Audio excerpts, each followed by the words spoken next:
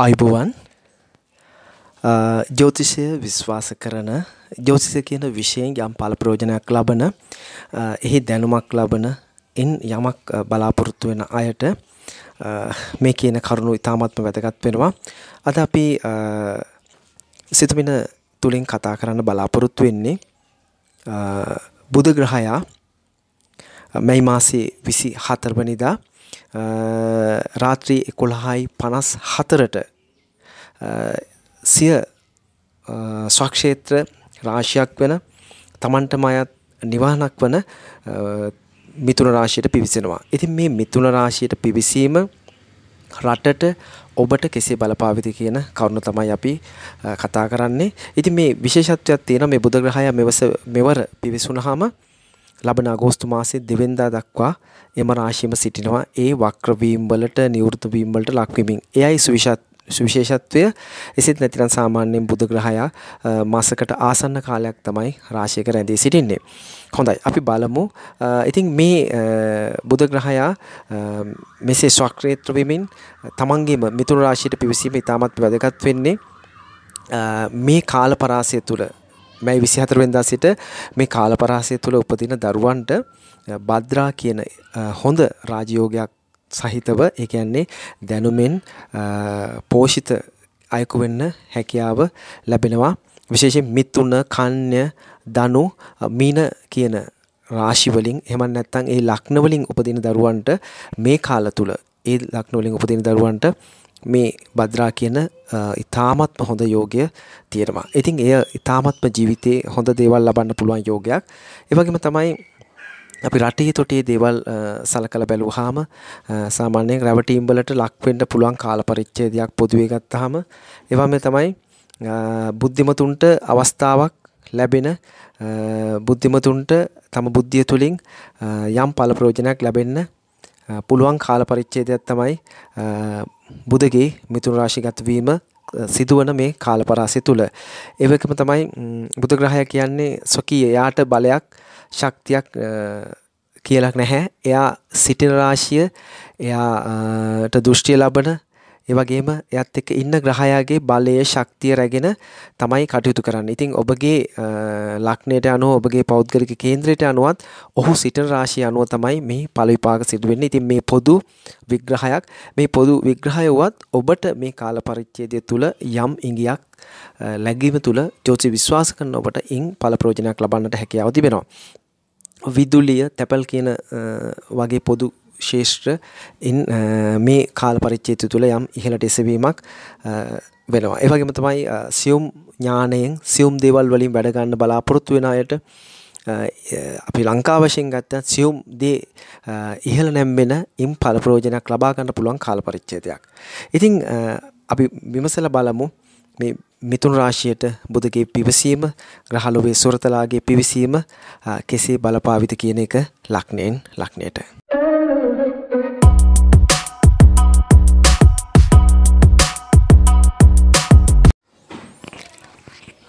මේෂ ලග්නය රාශි චක්‍රයේ පළවෙනිම රාශිය වන මේෂ රැසින් උපන් ඔබට බුධගේ මිථුන රාශි ගත වීම ඔබගේ ලග්නෙන් තුන්වැන්නට තමයි බුධ ග්‍රහයා මෙසේ පිවිසෙන්නේ. විවාහ කටයුතු සම්බන්ධව ඔබට යහපත් ප්‍රතිඵලයක් ලබන්නට ඒ හා සම්බන්ධව කටයුත්තක් කරනවා නම් ඉන් හොඳ ප්‍රතිඵලයක් ලබන්න ඔබට වාසනාව තිබෙනවා. ඒ වගේම තමයි මිතුරන් අමනාප වන්න මිතුරන් හා සම්බන්ධ කටයුතු ඔබ ඉතාමත්ම සැලකිලිමත් වන්න ඔබට ගැටලු දේ ඇති වෙන්නට පුළුවන්. සෞන්දර්ය කටයුතු හා ඒ හා සම්බන්ධ කටයුතු වලට යම් ප්‍රගතියක් ඔබට ලබන්න පුළුවන් කාල පරිච්ඡේදයක්. ඔබ ඒ හා සම්බන්ධ කටයුත්තක් කරනවා නම් ඔන්න ඔබට මුල පුරන්න හොඳම අවස්ථාවක් තිබෙනවා. ඒ වගේම තමයි අධ්‍යාපන සම්බන්ධව ගත්තත් උසස් අධ්‍යාපන කටයුතු වලට ඉතාම සාර්ථක කටයුතු පසුගිය කාලවල වල තියෙච්ච යම් බාධාවක් මගහැරෙන්න පුළුවන් කාල පරිච්ඡේදයක්. සෞඛ්‍ය සම්බන්ධව කතා කරනකොට අපිට හිස ආශ්‍රිතව රෝග ඒ හා සම්බන්ධ පීඩා පැමිණෙන්නට හැකියාව තිබෙනවා. වෘෂභ රාශිය වෘෂභ රැසින් උපන් ඔබට ඔබගේ ලග්නෙන් දෙවැන්නට ධනස්ථානයට කුටුම්බස්ථානයට තමයි බුධ පිවිසෙන්නේ. ඔබගේ නිර්මාණාත්මක හැකියාවන් ඉහළ නැංවෙන කාල පරිච්ඡේදයක්. ඔබට යම් ශක්තියක් ඔබගේම දෙයක් ලෝකයට නිර්මාණය කරන්නට ඔබට හැකියාව තිබෙනවා. නිර්මාණශීලී හැකියාව නැටුම් ගැයුම් වලින් ඔබට ඉහළ දෙයක් ලබන්නට වාසනාව ලැබෙනවා. හැබැයි ඔබ ඉතිරි ධනය පිළිබඳව සිතන්න. ඔබගේ ඉතිරි ධනය ඔබටවත් නොදැනුවත්ම වියදම් වලට හැකියාව තිබෙන බැවින් රැකියාවේදී යම් මතභේද හැකිවන්නට පුළුවන්. ඔබ හා සම්බන්ධ ප්‍රධානීන් හා සම්බන්ධ මතභේද වලට නොයන්නට ඔබ වග බලා ගන්න.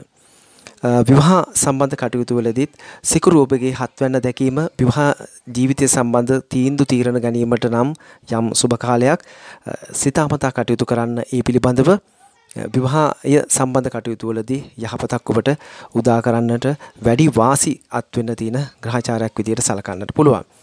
ඒ වගේම තමයි සෞඛ්‍ය සම්බන්ධව සැලකීමේදී වෘෂභ රැසින් උපන් ඔබට සෙම් රෝග මතුවන්නට හැකියාව තිබෙනවා.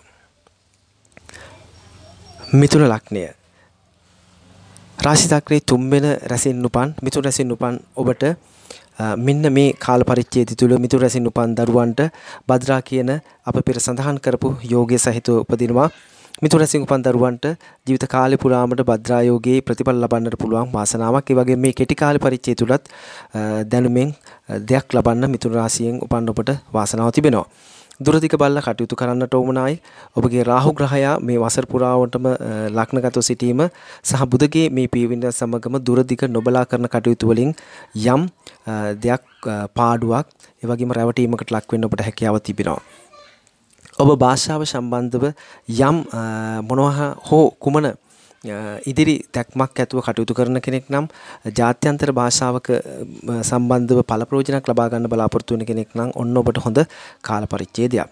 මිථුන රැසින් උපන් ඔබ මතක තබා ගන්න සුරා සූදුව හා සම්බන්ධව ඒ කටයුතු වල නියුත කෙනෙක් නම් ඔබට පීඩා ගැටලු ගෙන දෙන්නට පුළුවන්. විවාහ සම්බන්ධව නම් තරම් සාර්ථක ප්‍රතිඵලයක් පෙන්වන්න නැති කාල පරිච්ඡේදයක් ලෙසට තමයි මගේ විග්‍රහය. මොකද විවාහ ජීවිතය ගත කරන ඔබට බාධක ගෙන දෙන්නට පුළුවන්.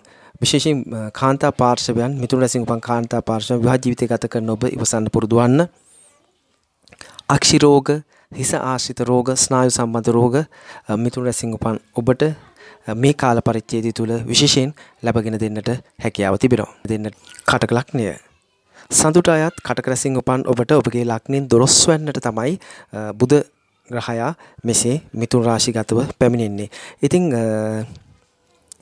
නඩු හෝ එවැනි නීතිමය කටයුත්තකට මුල පුරලා තිබෙන ඔබට යම් පාඩු සහගත ඔබට දුර්වල ප්‍රතිඵල ගෙන දෙන කාලයක්. ඒ වගේම තමයි ඔබ මතක තබා ගන්න කිසිසේත්ම නීතියෙන් පිට කටයුතු කරන්නට එපා. සතුරු බාධකයක් ඔබට පැමිණෙන්නට පුළුවන්. ඔබගේ සතුරන් හඳුනා ගන්න සතුරන් ඇති නොවන විදියට කටයුතු කරන්න.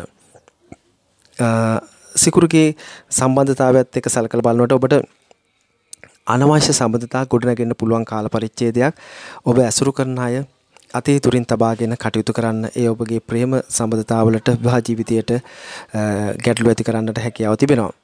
ඒ වගේම තමයි ඔබගේ ජීවිතයේ හොඳ නරක යම් දෙයක් කල්තියා දැනගන්න යම් දෙයක් කල්තියා දැන ගැනීම තුබට කල්පනාකරණය කරන්න වාසනාවක් ලැබෙන කාල පරිච්ඡේදයක්.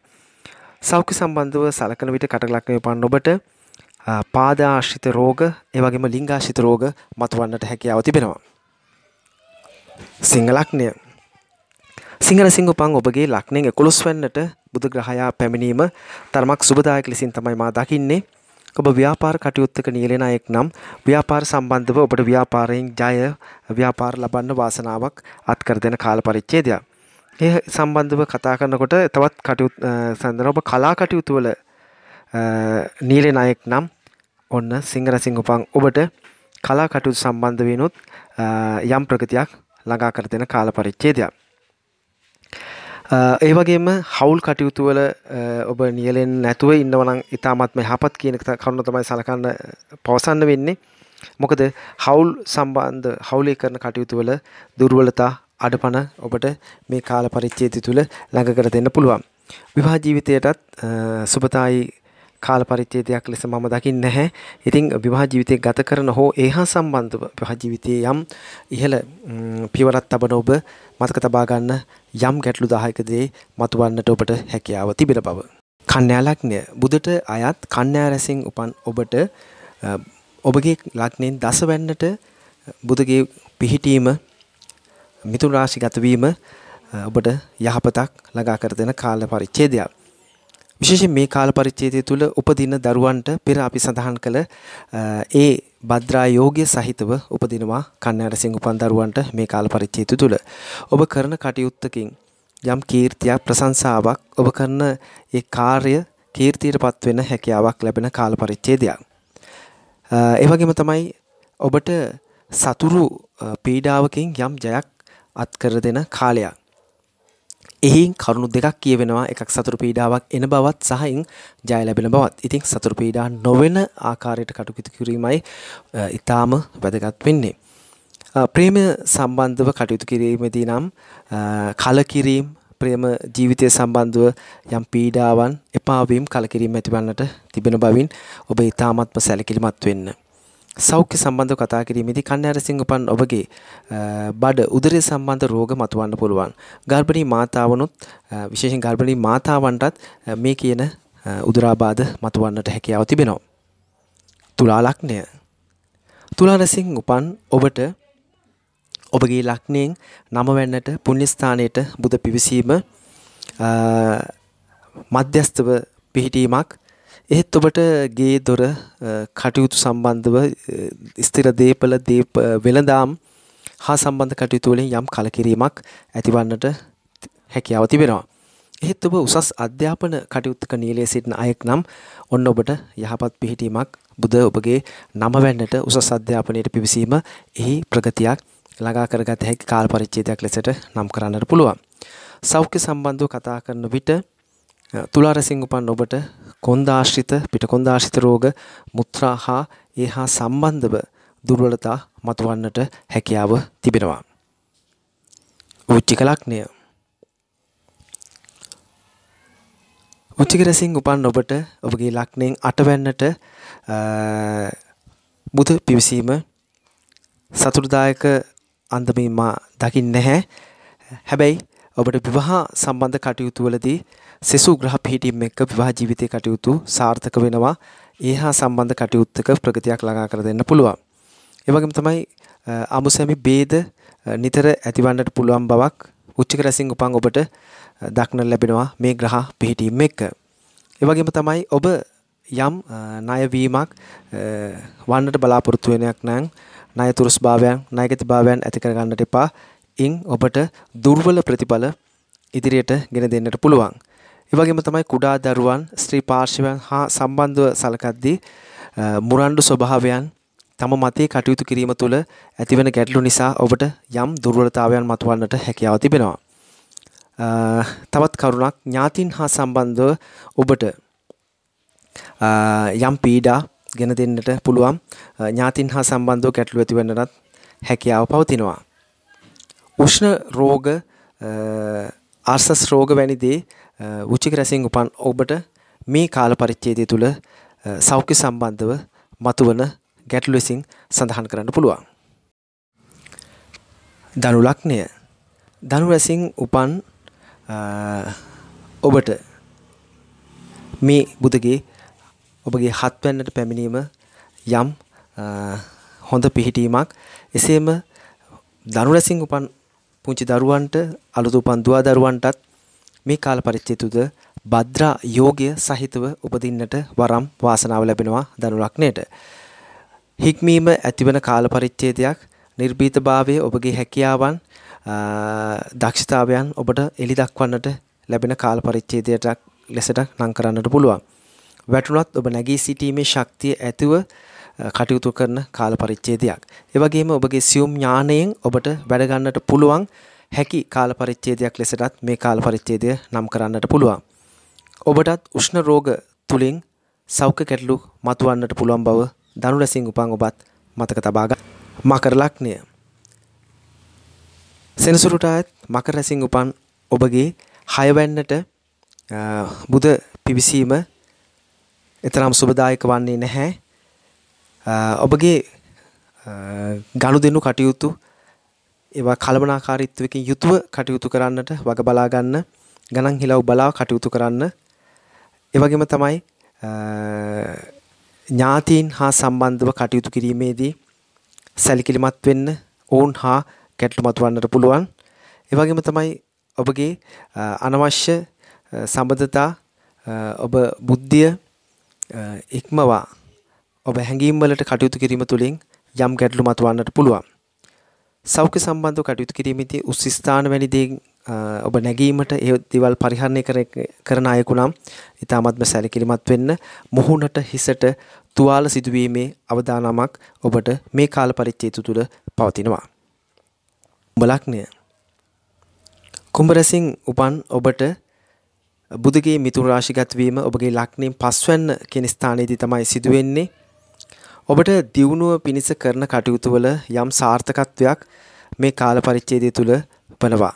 අධ්‍යාපනය කරන විශේෂයෙන් ප්‍රාථමික අධ්‍යාපන කටයුතු වලට පසු මේ කාල පරිච්ඡේදයෙන් පස්සේ කාලය ඒ කියන්නේ බුධගේ පස්වැන්නට පිවිසීම ඉතාමත් යහපත් පෙර කාලයට වඩා ඔබට යහපතක් උදා කර දෙන කාල පරිච්ඡේදයක් ලෙස නම් කරන්නට පුළුවන්.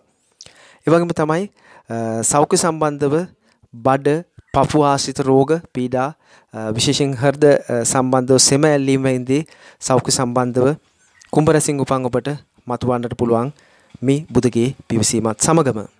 මීන ලග්නය. මීන රැසින් උපන් ඔබගේ ලග්නයෙන් 4 වෙනිට තමයි බුධ පිවිසෙන්නේ. ඔන්න මීන රැසින් උපන් ඔබටත් මේ කාල පරිච්ඡේදය තුල විශේෂයෙන් කුඩා දරුවන්ට අලුතින් උපදින දරුවන්ට භද්‍රා කියන ඒ පංච මහා පුරුෂ යෝග ලක්ෂණ වලින් එකක් සහිතව උපදින්නට පරම් වාසනාව තිබෙනවා. ස්ථාන මාරු, ස්ථානයේ සම්බන්ධ වෙනස් වීම, ස්ථානයේ සම්බන්ධ යම් ගැටලු කාරීදී මතුවන්නට හේතු වෙනවා. අධ්‍යාපනය සම්බන්ධව කටයුතු කිරින අයෙක් නම් ඔබ පෙර තිබූ තත්ත්වයට වඩා යම් ප්‍රගතියක් මිථුන රාශිගත වීම සමග බුධ ඔබට ගෙන දෙන බව මතක තබා ගන්න. ඒ වගේම නීතියට ගරු කරන්න, නීතියෙන් පිට කටයුතු කරන්නට එපා. නීතියෙන් පිට කටයුතු කිරීම තුළ ඔබට පීඩා ගෙන දෙන්නට පුළුවන්.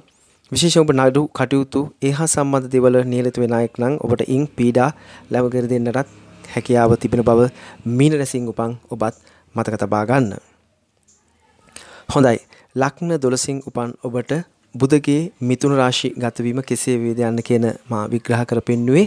ඉතින් මින් යම් ඵල ප්‍රයෝජනයක් ලැබ එහි සුබ අසුබතා කලමනාකාරීත්වයෙන් යුතුව ඔබට ළඟා කර ගන්නට හොඳ දේ ළඟා කර ගන්නට හැකියාව ලැබෙන්නට කියලා ප්‍රාර්ථනා කරනවා. සියලු දෙනාටම ස්තුතියි. තෙරුවන් සරණයි.